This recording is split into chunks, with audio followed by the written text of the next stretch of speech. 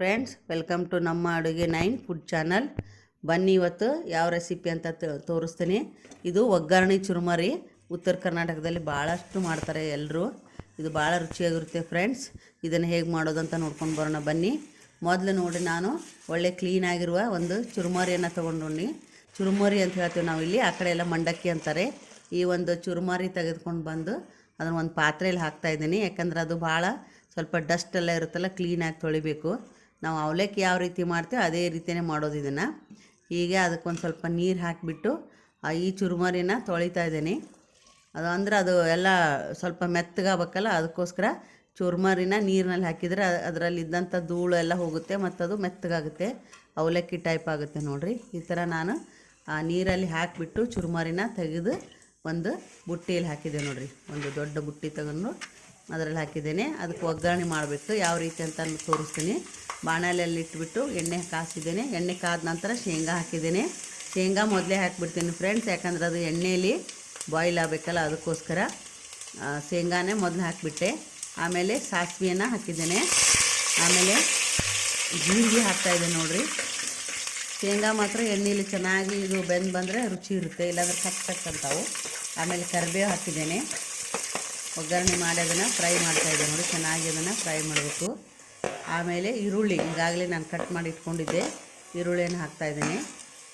ಅದು ಕೂಡ ಎಣ್ಣೆಯಲ್ಲಿ ಚೆನ್ನಾಗಿ ಫ್ರೈ ಆಗಬೇಕು. ಈ ಥರ ನಾವು ಅದನ್ನು ಏನು ಮಾಡಬೇಕಂದ್ರೆ ಫ್ರೈ ಮಾಡಬೇಕು. ಎಣ್ಣೆಯಲ್ಲಿ ಈರುಳ್ಳಿ ಭಾಳ ಫ್ರೈ ಆದರೆ ರುಚಿ ಇರುತ್ತೆ ಒಗ್ಗರಣೆ. ಆಮೇಲೆ ಹಸಿಮೆಣ್ಸಿನ್ಕಾಯಿ ಹಾಕಿದ್ದೇನೆ. ಹಸಿಮೆಣ್ಸಿನ್ಕಾಯಿ ನಿಮ್ಗೆ ಎಷ್ಟು ಬೇಕೋ ಅಷ್ಟು ಹಾಕ್ಕೊಳ್ಳಿ, ರುಚಿಗೆ ತಕ್ಕಷ್ಟು. ಖಾರ ತಿಂದರೆ ಭಾಳ ಹಾಕಿರಿ, ಇಲ್ಲ ಕಮ್ಮಿ ಹಾಕಿರಿ. ಆಮೇಲೆ ಒಂದು ಟೊಮೆಟೊ ಹಾಕಿದ್ದೆ. ನೋಡಿ, ಈ ಟೊಮೆಟೊನು ಕೂಡ ನಾವು ಫ್ರೈ ಮಾಡಬೇಕು ಇಲ್ಲಿ ಒಗ್ಗರಣೆಯಲ್ಲಿ. ಅದರಲ್ಲಿ ಇದ್ದಂಥ ನೀರಿನ ಅಂಶ ಎಲ್ಲ ಹೋಗಬೇಕು, ಅಲ್ಲಿವರೆಗೂ ನಾವು ಅದನ್ನು ಈ ಥರ ಕಲಕ್ತಾನೆ ಇರಬೇಕು. ಆಮೇಲೆ ಅರಿಶಿನ ಪುಡಿ ಹಾಕಿದ್ದೀನಿ. ಅಂದರೆ ಅರಿಶಿನ ಪುಡಿ ಚೆನ್ನಾಗಿ ಅದು ಆರೋಗ್ಯಕ್ಕೆ ಒಳ್ಳೆಯದಲ್ಲ, ಅದಕ್ಕೋಸ್ಕರ ಎಲ್ಲದಕ್ಕೂ ನಾವು ಅರಿಶಿನ ಪುಡಿ ಬಳಸ್ತಾ ಇರ್ತೇವೆ.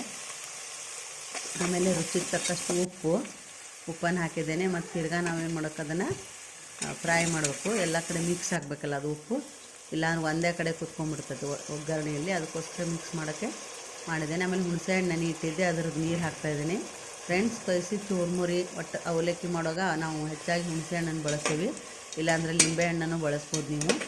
ಹುಣಸೆಹಣ್ಣು ನೆನೆ ಇಟ್ಟು ಅದರ ರಸ ಹಾಕಿದರೆ ಭಾಳ ರುಚಿ ಇರ್ತೈತಿ, ಒಂಥರ ಹುಳಿ ಹುಳಿಯಾಗಿ ತಿನ್ನೋಕ್ಕೆ ಭಾಳ ರುಚಿ ಇರುತ್ತೆ.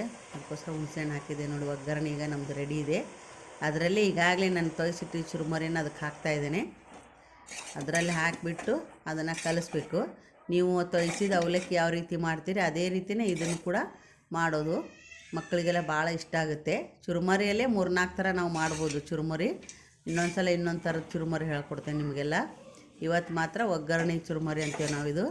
ಈ ಕಡೆ ಎಲ್ಲ ಇಷ್ಟಪಡ್ತಾರೆ. ಆಮೇಲೆ ಸ್ವಲ್ಪ ಪುಟಾಣಿ ಹಿಟ್ಟು ಹಾಕ್ಬೇಕು ಫ್ರೆಂಡ್ಸ್, ಭಾಳ ರುಚಿ ಇರುತ್ತೆ. ಪುಟಾಣಿ ಹಿಟ್ಟು ಹಾಕಲೇಬೇಕು, ಅಂದರೆ ಭಾಳ ರುಚಿಯಾಗುತ್ತೆ. ಹಾಕಲಿಲ್ಲ ಅಂದರೆ ಒಂಥರ ಬೇರೆ ಆಗುತ್ತೆ.